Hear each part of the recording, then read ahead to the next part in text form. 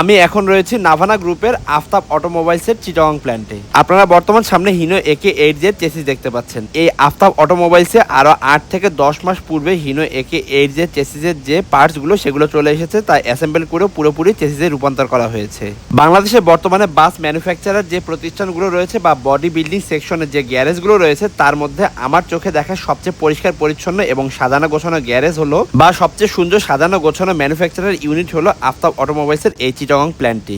এতটা পরিষ্কার পরিচ্ছন্ন ইউনিট আমি কখনো বাংলাদেশে কোনো ম্যানুফ্যাকচারার ইউনিট বা গ্যারেজেই দেখিনি।